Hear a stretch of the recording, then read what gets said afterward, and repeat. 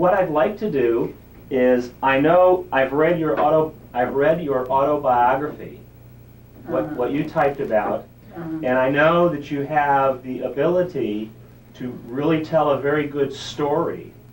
So rather than me asking a lot of questions, I think it would be easier if you started out and just introduced yourself and talked about Bill, how you met him, a little bit about South Miami and this. I'm not really interested about Torrey Island that much. I'm really interested about the police. Do you understand? Well, my experience there is my husband was the barber, but in the 26th hurricane, Larkins, he loves to hunt. You could lose him in the city, but you couldn't lose him in the woods. And so he had hunted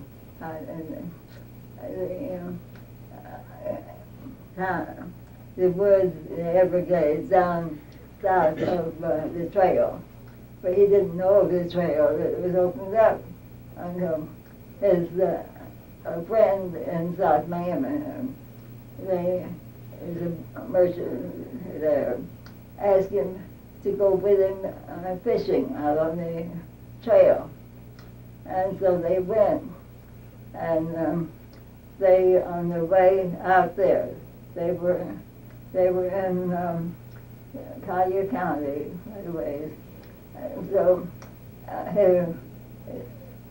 they were in a Model T Ford coupe, and Bruce was driving around, but something happened, but a tire blew out, and they went over into the canal.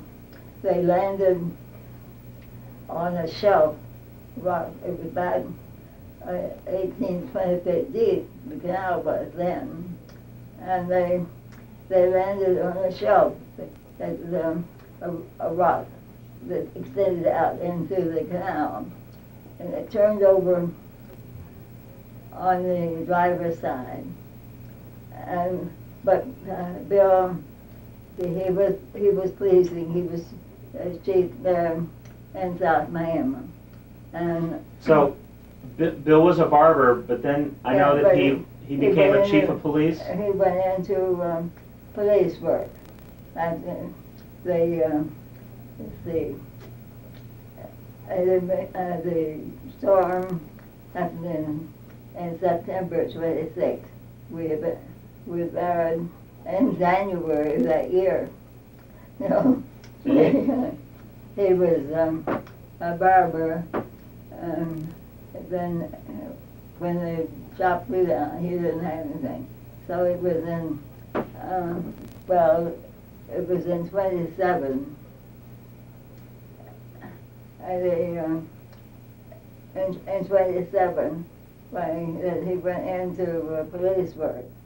He did a job, and then he went into that in South Miami. He had so many friends that he had shaved them, cut the hair, and so forth.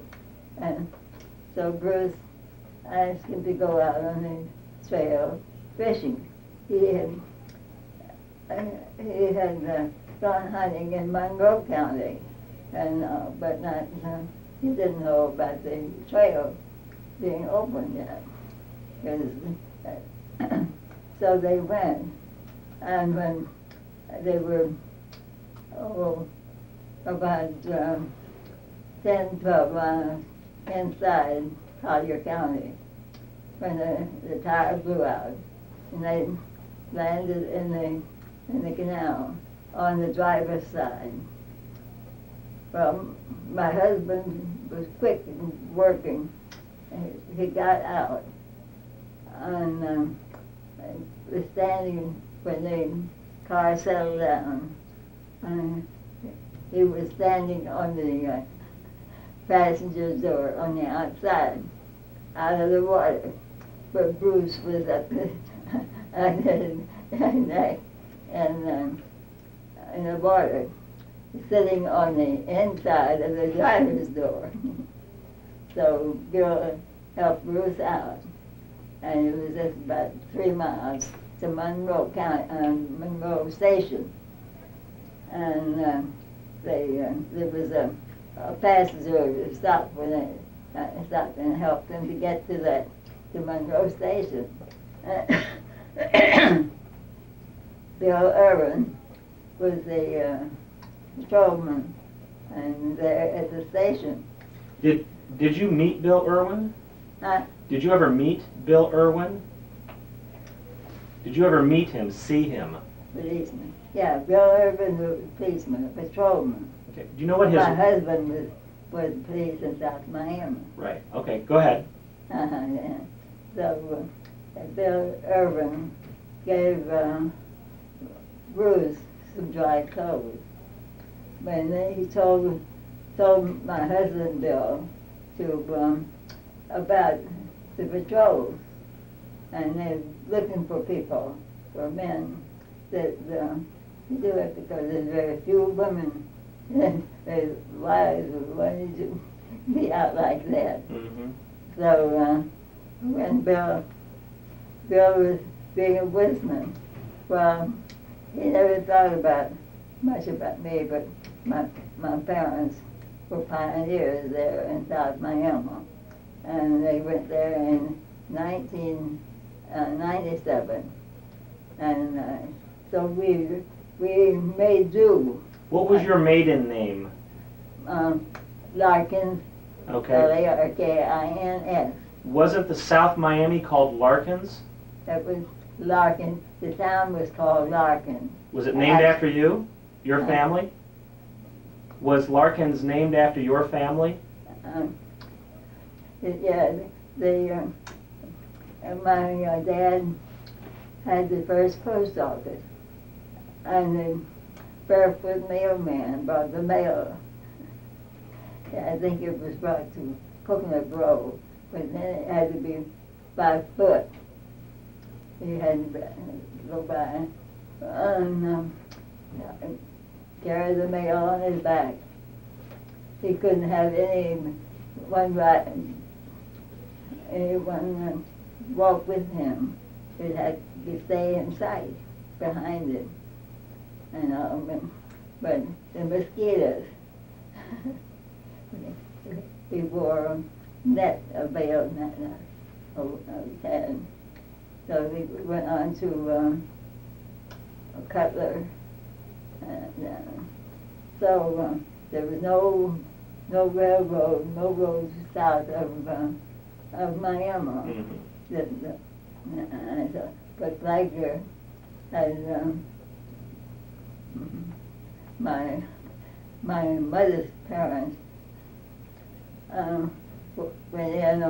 went to Miami on covered wagon, and my grandfather rode the first Jim train Davis, please call Northway. Jim Davis, please call Northway.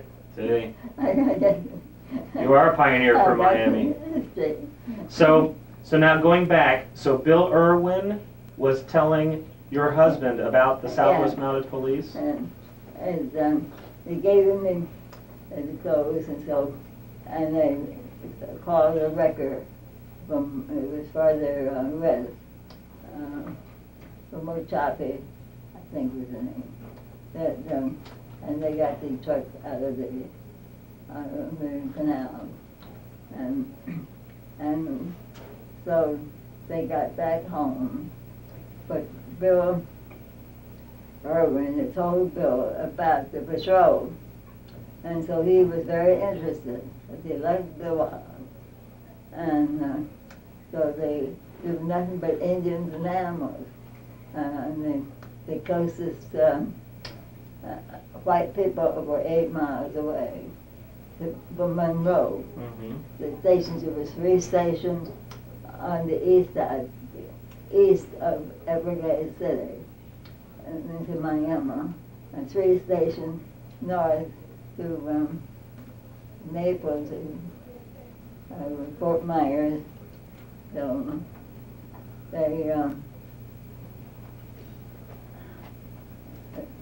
So Bill, See, here's a drawing. Here's Everglades, yeah, Paolita, Monroe, Turner, Waxahachie, and this was also called Weaver's Station, I think. Royal Palm and Belmead. yeah. And then,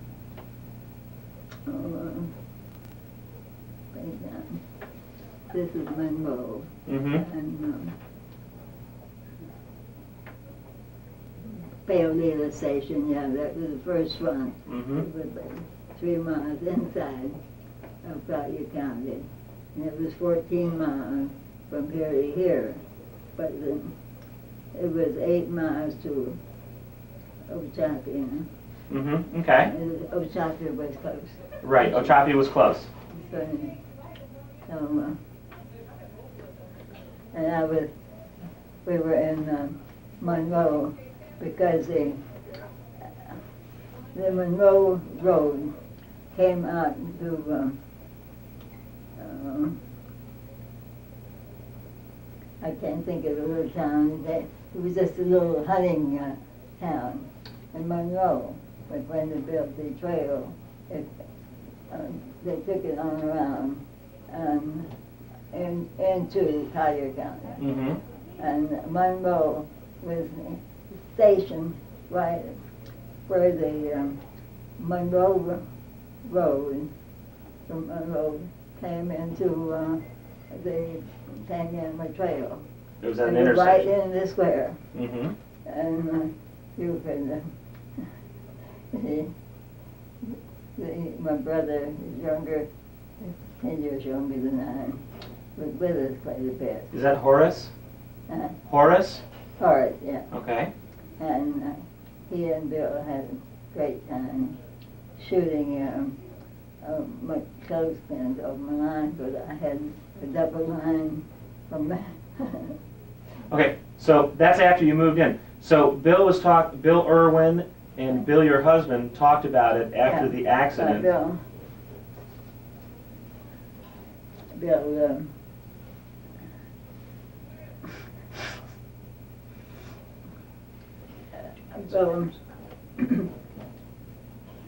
Irwin told my husband about it, and so he and how to apply, and so he applied for it, and so they my younger daughter was born the 15th of January of 29, and the trail had just opened the year before. Right, November 1928. And I even say the trail was like the patrol started the year before. That was it. The road was open in 25, I think it was. Mm-hmm. No, 28, 28. Well, but but I didn't know anything about that. But but when in talking to Bill Irwin, my Bill opened applied for the job, and so this the accident happened. I'm not sure, but I think it wasn't very long after he applied. Then my daughter was born the 15th of January, 29, and he got a message. Bill got a message to see Mr. Copeland, see Graham Copeland, about the job. And his uncle had just come down from Illinois to visit the hunt with Bill. And so it came the day Lois was born. So how old was your Bill at the time? Bill, how old? Right, how old was Bill? but he was 14 years older than me. Okay. So he was, and see that he was born in 90. Okay. Carol Patrano, line 1. In February 1890. Do you know what day? February what? February. February Okay. What day? 24th. Okay. Where was he born? Where? I'm not sure. His father was one of these traveling preachers, and he traveled from.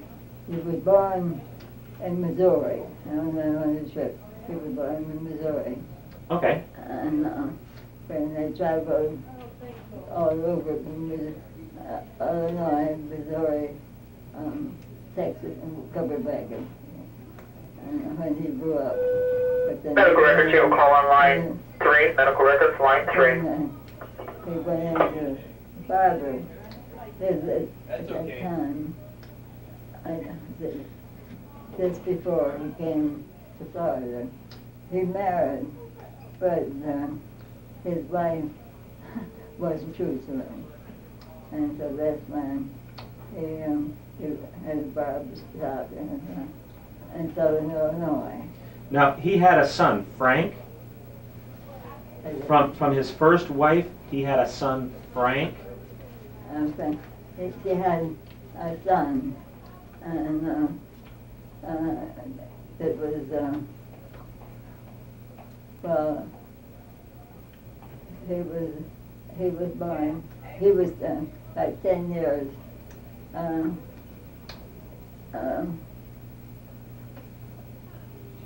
About 10 years younger than me. Yeah, because he was about the same age as my younger brother, Horace.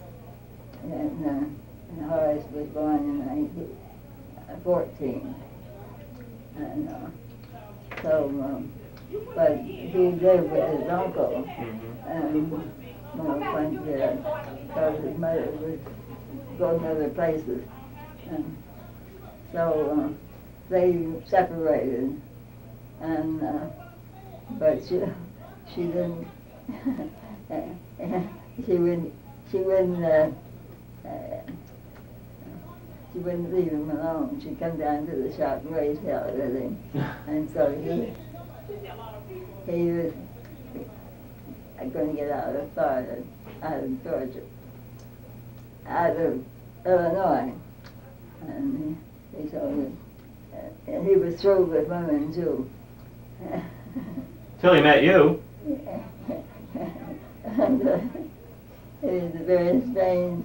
But you're the one that it was a strange how I met him. When his dad and they were old, and he had been traveling around, but he wasn't. But he happened to be. He was living with us at home and sharecropping with Dad one year. And so that's why he came down to see his dad. Decided something here, and he was going to Kansas to be to help his cousin who was an artist.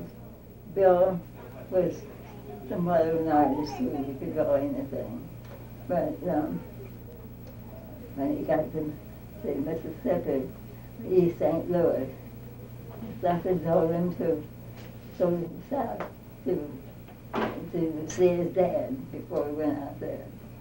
But he'd drive all day, see, with no paved roads, no motels or anything like that. So he drove all day and parked beside the road and slept in his car. And he'd think, what in the hell am I going out there for? And I'd see Dad some other time.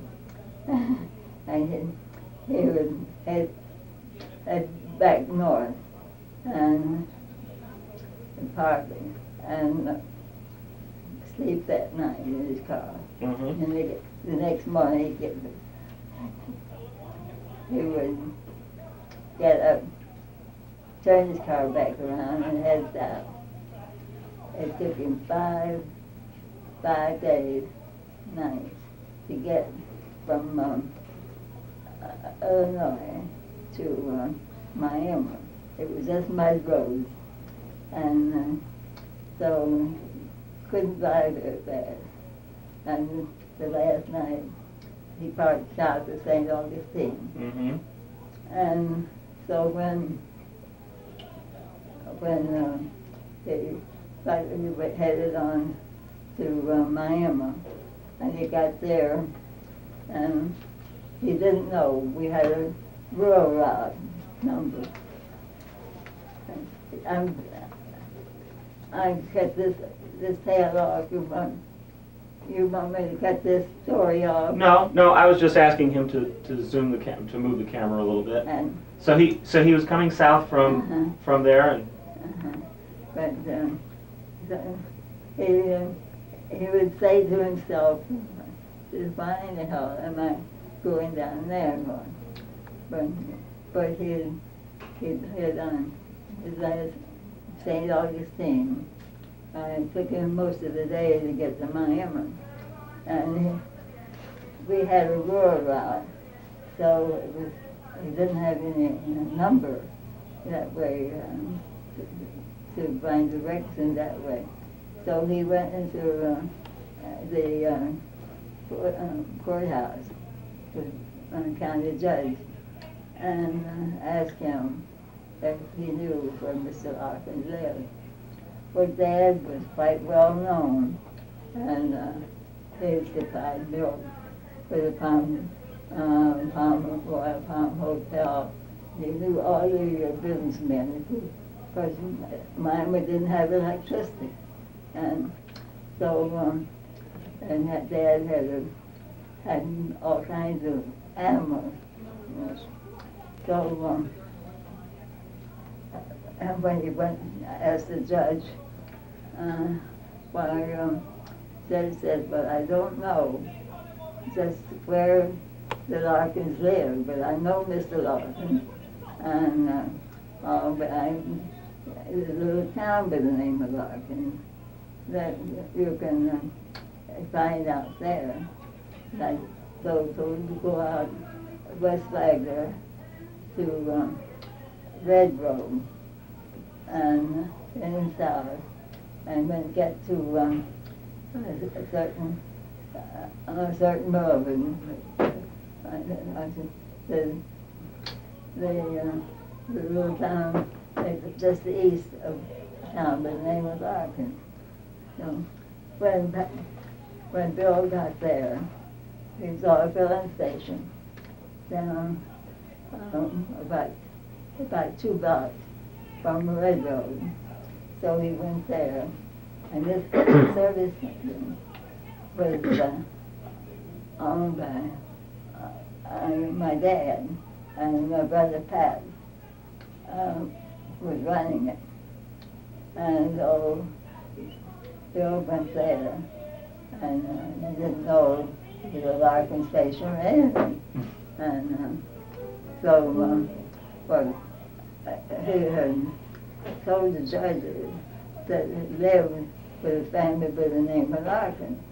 And the judge said, "I don't know just where Larkins live, but about the town." right, how to find So when he got to this road, I don't know if it was Larkins Road, then he saw the filling station, and he went there, and Pat was there, and Bill said to him, he says, "I'm looking for a pumpkin-headed man by the name of Weaver that's living with a family by the name of Larkin.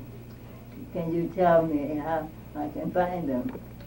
Well, my brother Pat knew there was some relative, but Pat didn't tell him who he was. Mm-hmm. So he told him to go about 3/4 of a mile east on this road, and it was Sunset Drive. And there's a rubber tree there, and your house just down to the right, and so you will find him and go there. That's where Larkins lives, and so he went there and parked his car right under a big Pithecolobium tree that used for, well, it was a big shady. It was thorny, but it was high up, and people camped there, and it was a very nice parking place. And so he parked there, and he saw my mother, and Dad had run a store there, the store, and turned to the post office and so forth. But there was a big sliding door on the side that had double porches upstairs and down halfway around the house, 10-foot porches. Well, and they had, you could drive up to the porch, and they'll be on the road, on the highway. And then the road went down to Biscayne Bay. So is that how Bill met you? Is there? Yeah. That's where Bill met you, was there? Yeah.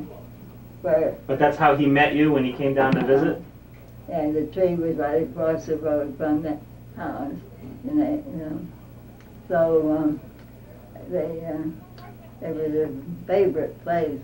People were swimming in all of the same place, white sand, the beach.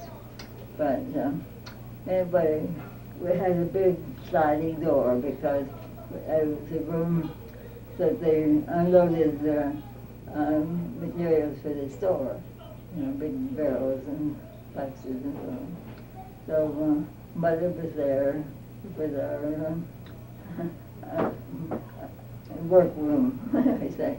She was ironing, and he went there and asked Mother, and he didn't know who he was, but he said, I'm looking for some, called his dad some funny name, and by the name of Weaver, and can you tell me anybody? And she said, well, he just come in from the farm, and he's sitting there, and having a cup of cold drink. And so he said, Bill told Mother, said, well, tell him the sheriff wants him. Mother knew he was wanted, but she didn't know who. He didn't tell her why.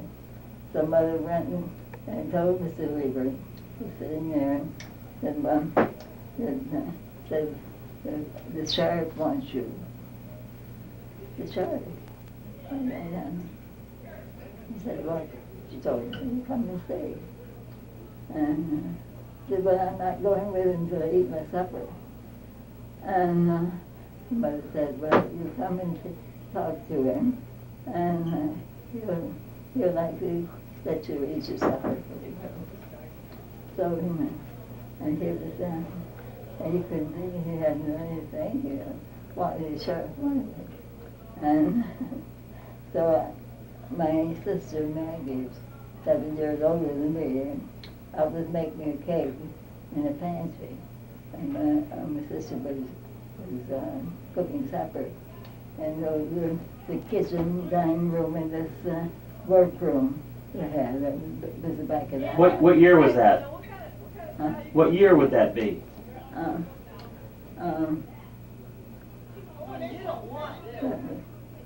Let me think. It's been a few years ago. How old were you? Yeah. See, I mean, it was in 23. Okay. Yeah, 22. Because I taught school on Torrey Hollow in Lake Okeechobee the year, and I just come home. And it's funny. I've been told, and I don't know, you want the details, but I had a little money. I made $80 a month. I paid $5 a week for room and board. I enjoyed it. And I had a little bit of money in the bank. So my sister and I were walking down Flagler Street, and so it was a little gypsy fortune teller. In a little cubic hole on Flagler Street. I said, Maggie, let's go and get a fortune stove. I didn't believe in it, but I didn't see what I mean. So we went in there, and I don't know what she told my sister, but I read my palm. The two things I remember was, she said, well, you're going to have a serious illness, but you'll get over it. Live to a real old age. It says, you don't have anyone close to you, any boyfriend, but you're going to meet someone who's going to be mean very much to you. Well, that was in the latter part of June. So it was in August that Bill came to in August 23. That's pretty interesting. And then, Chris, well, not to cut you off, but I've read a lot about Torrey Island in that. Can we go back to when he got a call from Graham Copeland to come to Monroe? Bill was called by Graham Copeland to come to Monroe Station? After he applied, and then he went, Uncle M. Duncan came down when my daughter was born.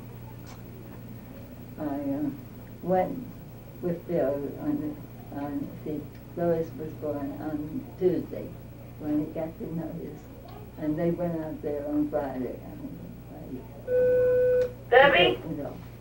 Debbie? This, when I told you I have a telephone call on line 2, please. Debbie, line 2.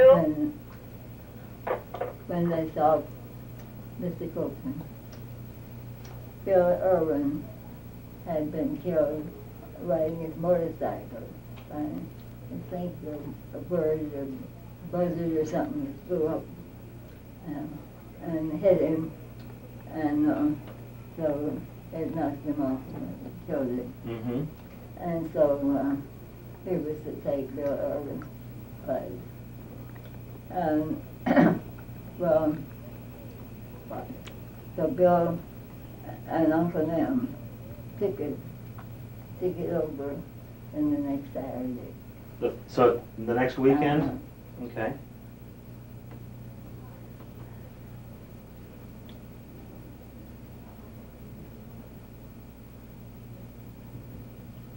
But Do you know what were they paid? What was Bill paid? How much was he paid? Paid. Who were they paid by, and do you know what the salary was? Oh, at the station. At the station? At the Monroe station. At Monroe? Well, it was a Manhattan mercantile company. Right. That was Copeland Colliers. It was Collier owned. Collier County run every city. Everything there was owned by the Manhattan Mercantile Company. Mercantile Company. And there was one bank, one drugstore, one everything owned by him. And so Bill was paid. And I went out there when Lois was a month old, the 14th of February, when I went there with both children. The older daughter was just 2 years, years older. That's Gwen? Gwen. And so when Lois was being born on the 15th, I couldn't go out the next day, so it was a month later. And so... Debbie Hurt toll line 2, Debbie Hurt toll line 2, please. The motorcycle that Bill Irwin was riding was injured, and he couldn't ride until he got a new one, and it took a while. So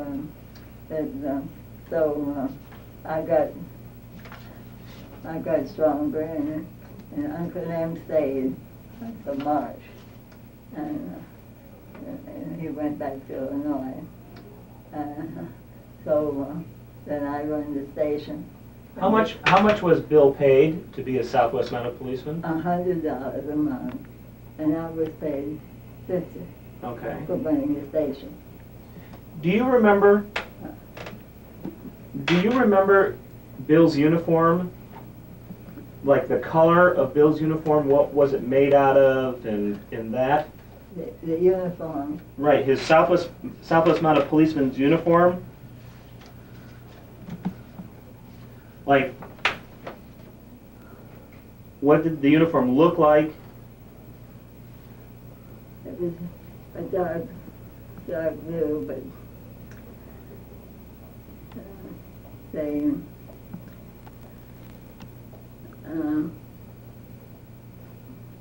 had the badge. It was a dark blue uniform with I think red stripes down the side. I'm not too sure. See, here's this photograph and this photograph.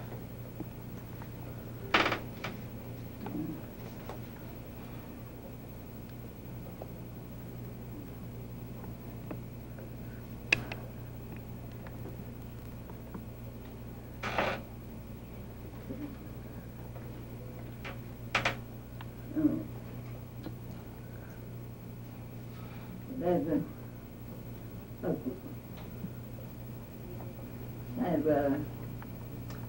gray with the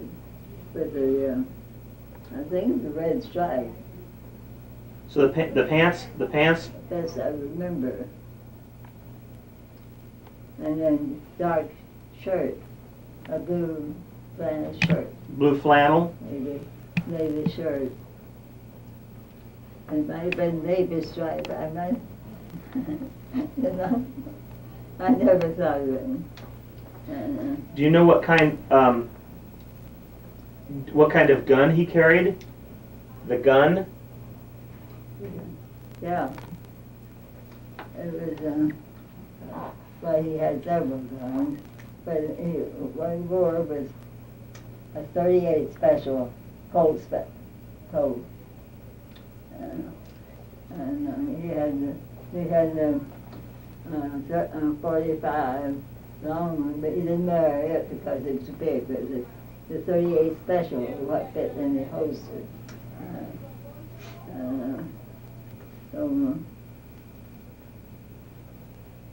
Somebody said they had a flag for parades or something, that they had their own flag. Do you remember a flag?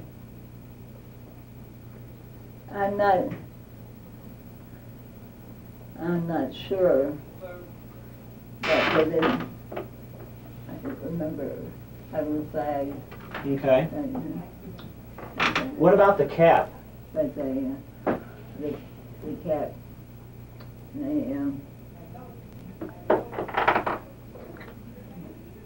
had a emblem. The eyeglasses badge up there. But those, Do you still have as the Southwest Mounted Police, the badge? Did the badge. mm-hmm. Do you know anybody that has a badge? Huh? Do you have a badge, or do you have anything that belonged to Bill?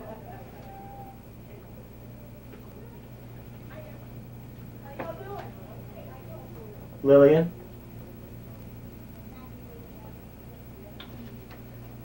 It looks like Riding gloves?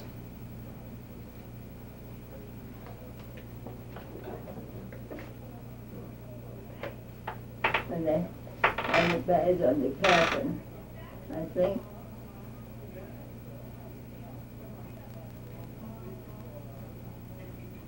This looks like the Indian motorcycle that they had to use for fun. He had an Indian?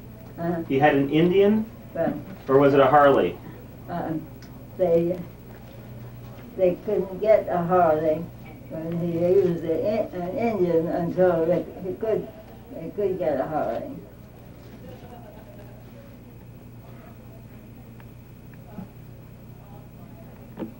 Yeah. Do you know where, like his badge? Did you keep a badge, or does any of your family have a badge? You see, when my grandson had the badge, but I think he had 6 badges altogether, different police departments.